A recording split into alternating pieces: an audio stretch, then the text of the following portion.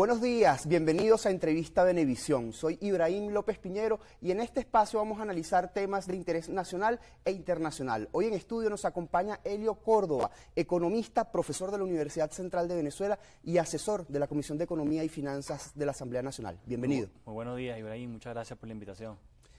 4 billetes nuevos, 4 billetes del cono monetario anterior, el conocido como Bolívar Soberano, van a dejar de circular el 25 de septiembre. El 16 de agosto, el Banco Central de Venezuela anunció que incorporaba 2 nuevos billetes al cono vigente. ¿Cómo impacta esto en la economía?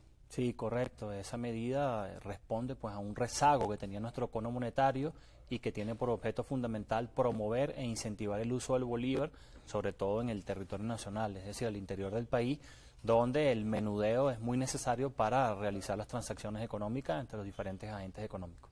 Hemos visto que hay una recuperación en el uso del bolívar como moneda de intercambio, una recuperación importante según el Banco Central de Venezuela. Hay algunos analistas que dicen que responde al impuesto al dólar, al IGTF.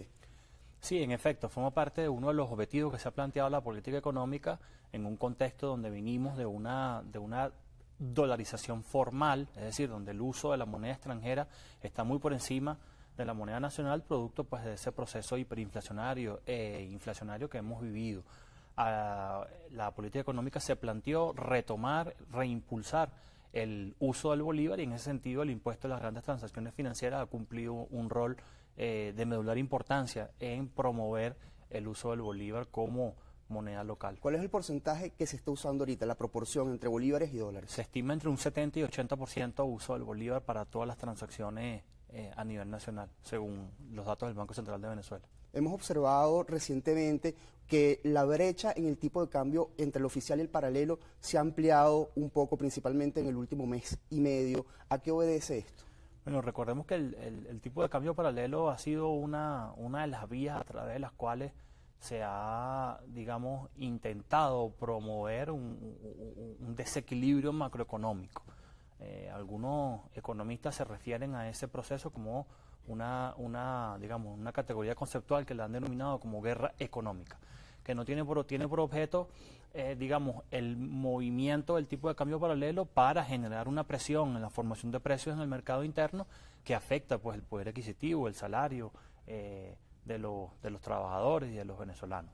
En este sentido, es una variable que se mueve por un efecto de la política, del movimiento de la política. En mi criterio es una situación coyuntural que adolece pues este proceso de elecciones, este proceso de desconocimiento de los resultados por parte de la oposición extremista, y en ese contexto de incertidumbre política pues se ha intentado aumentar la brecha entre el tipo de cambio paralelo y el tipo de cambio oficial. Hay algunos analistas que señalan que el tipo de cambio en Venezuela está subsidiado. ¿Tiene el gobierno nacional la capacidad de continuar inyectando divisas al mercado para mantener estable el tipo de cambio? Bueno, el papel que ha jugado el Banco Central de Venezuela en ese sentido ha sido clave, de medular importancia, porque ha permitido a través de las intervenciones de manera oportuna garantizar que la brecha no se amplíe. Y eso se debe gracias a que es una economía que se está, digamos, fortaleciendo y recuperando de manera progresiva. Sus ingresos en divisas están aumentando de manera progresiva, producto pues de la venta de petróleo al resto del mundo, y eso es un elemento fundamental que le va a permitir al gobierno nacional tener capacidad, pulmón, de aguante para poder mantener un tipo de cambio necesario para que la economía se recupere. Recientemente el Ejecutivo Nacional anunció una serie de medidas económicas, entre ellas la reducción del encaje legal. Hay algunos analistas que señalan que no fue precisamente una reducción del encaje legal, sino una reducción sobre el encaje legal en efectivo. ¿Cuál es su valoración sobre esto? Sí, bueno, el tema del encaje legal es objeto de una discusión digamos, en el campo de las ciencias económicas en este momento. Yo creo que, hay que estudiar con más rigurosidad qué está pasando con el tema del encaje legal, porque hay un discurso que se ha venido imponiendo a través de los medios de comunicación donde el encaje legal afecta el desenvolvimiento de la actividad bancaria. Pero cuando lo evaluamos, afortunadamente contamos ya con datos que ha venido publicando el Banco Central de Venezuela y vemos el comportamiento del Producto Interno Bruto desagregado por actividades económicas no petroleras, nos damos cuenta que la actividad bancaria registra un crecimiento sostenido a lo largo de los últimos 13 trimestres, que está por encima del 28%. Entonces, no se corresponde una cosa con la otra, ¿no?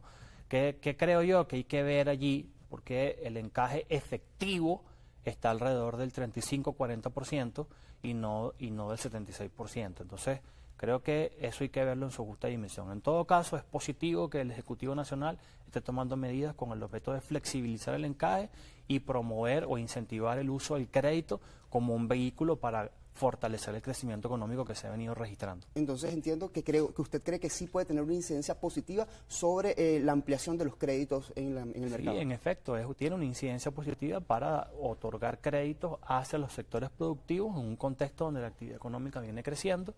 En consecuencia de eso va a robustecer, va a fortalecer el crecimiento económico que se ha venido registrando de manera consecutiva durante 13 trimestres. En otro tema, economía política internacional, ¿tiene el Estado venezolano la capacidad de reestructurar la deuda de la República y la deuda de PDVSA? Bueno, eso es una respuesta que no, digamos, que no es exclusiva a la voluntad del gobierno nacional. La voluntad siempre ha existido por parte del Ejecutivo. Ahora, el problema radica en unas medidas coercitivas unilaterales que impiden que Venezuela se pueda sentar con los acreedores de esa deuda y establecer un cronograma de pago y poder estabilizar, todo el aspecto financiero de la economía nacional, que es fundamental en esta nueva etapa en la cual nos encontramos. Volviendo a la economía nacional, hay un clamor de los sectores, del sector trabajador, de los obreros, de los sindicatos, quieren que se aumente los salarios. ¿Es posible aumentar los salarios del sector público sin presionar la inflación? Yo creo que lo más importante allí es comprender que no podemos distribuir una riqueza que no se ha creado.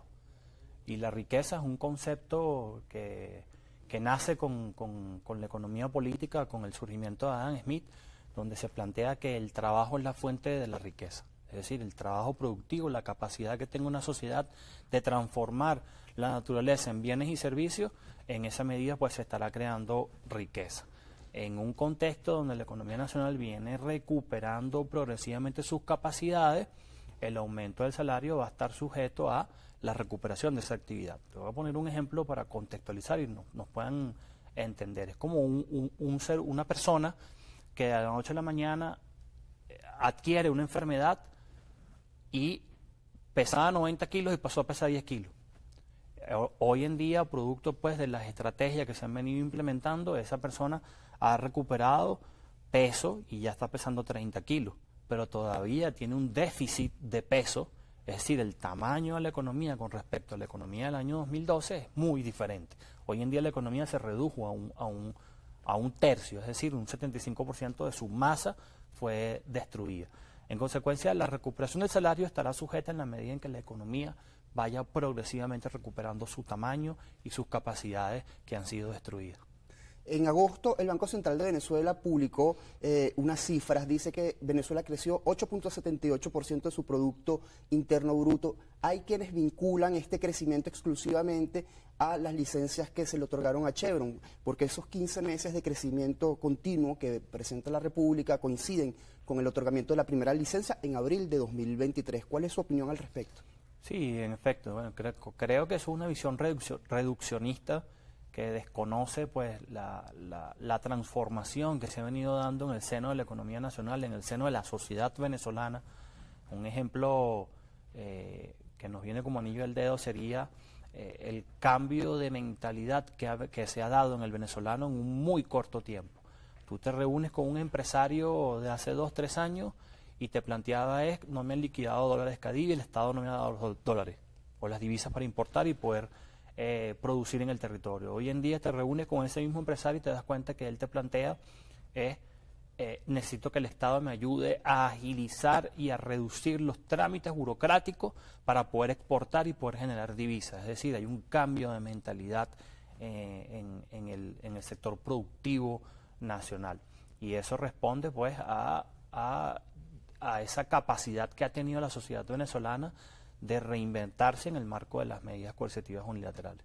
Luego de la coyuntura del 28 de julio, el Ejecutivo Nacional decidió suspender los vuelos de República Dominicana, Perú y Panamá. ¿Tiene esto un efecto sobre la economía? Bueno, eso responde más a una medida de soberanía, producto de las decisiones que han tomado esos gobiernos de irrespetar la autodeterminación digamos, y la soberanía nacional. Desde luego que eso afecta el desenvolvimiento de la economía, pero es algo que se equilibra cuando tenemos un conjunto de relaciones con un nuevo mundo que está emergiendo, que es el que lideran las economías emergentes, los BRICS. Ya para cerrar, porque nos queda poco tiempo, volviendo a la política internacional. Recientemente hubo un debate entre los candidatos presidenciales a la presidencia de los Estados Unidos, Donald Trump y Kamala Harris. En el área de economía, ¿cuál fue su valoración? Bueno, me pareció interesante las diferentes posturas. Básicamente tenemos una economía de los Estados Unidos que ha venido perdiendo posición global, digamos, una economía que producto pues del desarrollo imponente que ha venido registrando la economía del gigante asiático, que se ha convertido en la fábrica del mundo. Eso ha ocasionado en el marco digamos, del proceso de acumulación capitalista a escala mundial, muchos procesos productivos que se realizaban en la economía de los Estados Unidos han sido desmantelados y han sido trasladados hacia la economía china. Eso trae como consecuencia que la balanza comercial de los Estados Unidos es deficitaria, es decir, tienen una relación de pérdida, es decir, es más lo que le compran al resto del mundo que lo que producen, y genera un conjunto de problemas. Otro ejemplo sería, digamos, en el marco pues, de las economías de escala, los volúmenes de producción que se dan en los Estados Unidos no son iguales a los volúmenes de producción que se dan en la economía del gigante asiático. Y eso trae como consecuencia un diferencial de precios que está afectando el desenvolvimiento de la economía. Una economía que, bueno, que puede caer, está entrando en una especie de recesión, tiene problemas de inflación, tiene problemas de balanza de pago, tiene problemas de endeudamiento interno. Es decir, una economía que tiene un conjunto de inestabilidad desde el punto de vista macroeconómico, que hay que tomar decisiones allí fundamentales. De modo que, el epicentro de esa discusión fue el tema económico, y Trump alude que Biden ha tenido una incapacidad para el manejo de la economía de los Estados Unidos. Gracias por habernos acompañado. Gracias por la invitación, hermano. Elio Córdoba, economista, profesor de la Universidad Central de Venezuela y asesor de la Comisión de Economía y Finanzas de la Asamblea Nacional. Al regreso del corte comercial vamos a conversar con el internacionalista Eduardo Díaz. No se aparte de su pantalla, ya venimos.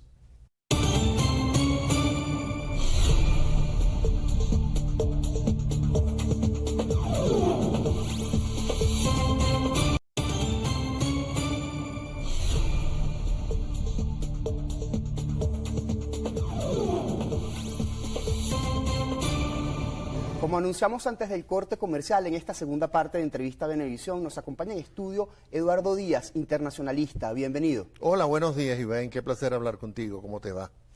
Recientemente hubo un debate entre los candidatos a la presidencia de los Estados Unidos, Donald Trump y Kamala Harris. ¿Cuál es su análisis sobre ese debate?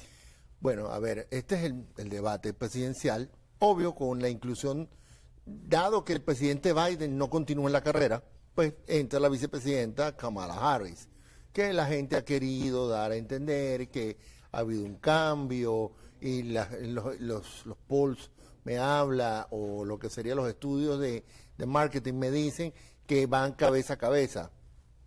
Mira, yo me siento como hace 8 años atrás, me siento que volvimos a la etapa de Hillary Clinton, y hubo gente que me dijo a mí que yo estaba enfermo mentalmente. Y bueno, pero yo veía a Trump ganar. Ahora, en ese debate vi que hay una señora que le falta gravitas. Cuando digo gravitas, gravitas significa presencia de mando, don de mando. Esa es una opinión personal, evidentemente. Y siento a Trump más cómodo en el cargo porque él ya fue vicepresidente, él ya fue presidente, él ya sabe manejar, él tiene un manejo de la Cámara estupenda. Obvio, algunas cosas lo sacaron siempre como de costumbre de su tranquilidad, pero fíjate tú que Trump en un momento determinado la manda hasta callar, cosa que ella hizo con Mike Pence, un momento. Y también esto no es una cuestión de risitas, pues, de sonrisas y hablarme de ciertas cosas que es una economía muy profunda, es un país complejo, con una serie de situaciones en donde tú tienes que mandar ciertos mensajes de que tú estás en command. Esos mensajes no se enviaron, no los envió Kamala Yo no Harris. yo no lo sentí, honestamente. Entonces, desde su perspectiva, a Donald Trump le fue mucho mejor en este Yo debate. siento que sí, insisto. Evidentemente, lo que pasa es que el presidente Trump empieza con una perorata en contra de los venezolanos. Y después decir también que todos los problemas de criminalidad que están sucediendo en Estados Unidos es porque los venezolanos que están allá están haciendo eso. No, porque estás creando una matriz de opinión que no es correcta, que no es lógica, y tampoco los venezolanos vamos allá a cometer delitos, porque en un momento determinado mucha gente de aquí fue allá a trabajar, a invertir y demás. Un momento. En el escenario hipotético de que Donald Trump ganara nuevamente la elección presidencial en los Estados Unidos, ¿cree usted que puede haber algún cambio en la política internacional de los Estados Unidos hacia la región? A ver, vamos a ver una cosa. Una cosa es la campaña. Y el presidente Trump nunca fue políticamente correcto. Él le tiene que hablar, él está en campaña y tiene que hablarle a sus bases, que es la gente. Acuérdate que él es un populista de derecha y con un discurso liviano que la gente quiere oír. Sí debemos entender algo, hay un problema de migración. Un momento, sí hay un problema de migración que no ha sido manejado bien por la administración Biden-Harris. Y eso no podemos discutirlo. Eso es una realidad. Y eso también atenta contra el americano de a pie. Pues ellos quieren sus borders seguros, como ellos dicen.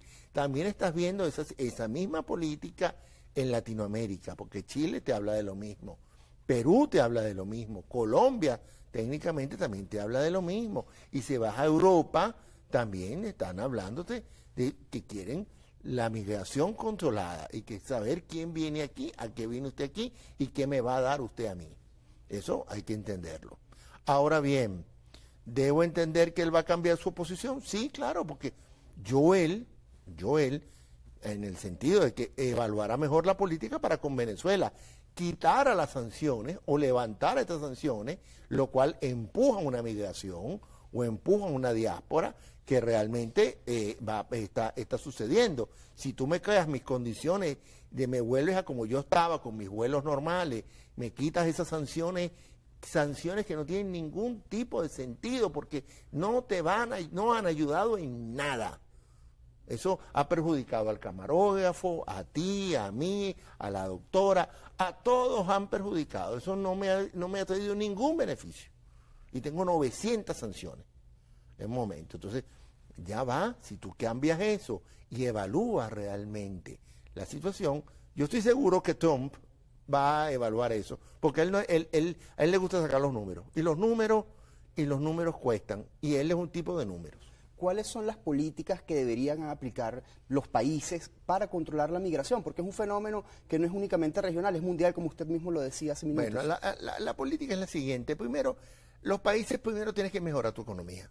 Si tú recuerda una cosa, yo soy hijo de un inmigrante y sé lo que es salir, y alguna vez también fui inmigrante, como decía él, de lujo, pero inmigrante. Y un inmigrante sale porque no están las circunstancias dadas en su país, pues si no se queda en su país, punto final. Ese es el porqué de la migración. La migración, lo que pasa es que nosotros los venezolanos tenemos clara que es la migración que cuando vino aquí, que promocionó el general Marcos Pérez Jiménez, pero eso era otra migración, una migración de gente calificada para venir a desarrollar Venezuela, que es el italiano, el español, el portugués y la gente de Europa Central, que venía huyendo de la guerra. Un momento, y aquí todo el mundo siempre es bienvenido, pero no necesariamente cuando tú sales de aquí te van a recibir allá bien, porque la migración es otro concepto ahora, es otra cosa, y el romanticismo aquel de la migración ya no está tanto, porque ahora como tú emigras y caminas por el Darién con un teléfono inteligente y estás geolocalizado. Un momento. Y sí, sí, hasta llama la atención. Cuando yo viví en el reino, tú comunicarte era por teléfono y por carta.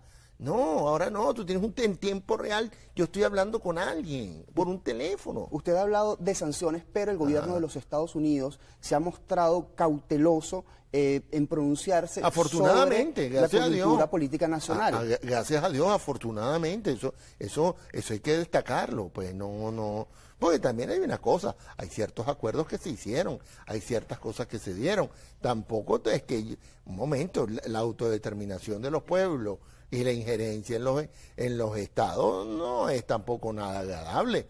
Tú no, de aquí no están yendo a preguntar, mira, ¿por qué tú fuiste a asaltar el Capitolio? Porque eso fue un tema que también salió ahí, en ese debate. Y un tema que mira, pues también, pues, un momento, ¿no? En este contexto político nacional, ¿cree usted que Venezuela es una opción atractiva para los inversionistas para invertir? Hay una cosa, donde hay dificultades hay oportunidades. Vuelvo y repito. Y esa pregunta, pues yo soy un devoto de Venezuela, pues, al final, pues bueno o malo, porque algunas cosas, hay ciertas cosas en Venezuela que no están caminando, y yo lo debo decir responsablemente, pero por defecto yo siempre voy a tratar de que la gente venga a invertir en Venezuela. ¿Cuál es su opinión sobre las alianzas con el BRIC o con los BRIC? Eso es muy interesante, porque mira, también te saca de lo que es aquella cadena o aquel pesado cuestión que era Estados Unidos, y tú tienes que abrirte a un mundo pluripolar. Y aparte de eso hay otros actores que están entrando. Tú tienes a una India, espérate, tú tienes una China. Esa China de hace 30 años atrás no es la China de ahora. No podemos, tú no tienes por qué restarte oportunidades. ¿Cree usted que entonces esa alianza sí podría contribuir a impulsar el crecimiento de la economía nacional? Toda alianza que te sirva para tu crecer es importante. Tú no puedes desdeñar nada. ¿Cómo ve las exportaciones petroleras de cara al año 2025? Bueno, si hay una política de levantamiento de sanciones, deberíamos recuperar, pues, de ese proceso debería empezar una recuperación bastante importante de lo que sería la producción petrolera, porque al final Venezuela es un país petrolero, cosa que no queremos entender. Pareciera que es un tema tabú ser ahora petrolero, ¿no? Si esa es mi mayor riqueza, eso es lo que yo hago, eso es lo que yo hacía, bien. Se suspendieron los vuelos de Panamá, Perú y República Dominicana hacia Venezuela. No son solamente los pasajeros, es también la carga. ¿Cómo afecta esto a la economía nacional y la dinámica de las relaciones internacionales? Obvio, si tú tienes problemas políticos y tú sientes que hay una circunstancia donde te puede afectar, obvio, una decisión que hay que respetar, que hay que acatar, pero no quiere decir que la comparto, porque yo realmente no me cierre flujos de gente, no me cierre flujo de carga. La economía tiene que continuar. Porque recuerda una cosa, lo que se habló en ese debate ahí también, que por fin el plan no se dio claro, pero Trump te va a mejorar muchísimo la economía. Un momento, porque Trump sabe sacar la cuenta, él sabe ese negocio, y él te va a devolver ciertas cosas, mientras que la señora Kamala no le vi plan. Gracias por habernos acompañado. No le vi plan, con el respeto. Gracias por habernos a ti por la invitación, eres muy amable. Eduardo Díaz, internacionalista, a usted gracias por su atención. Al regreso del corte comercial, continúe bien informado con Noticias Venevisión.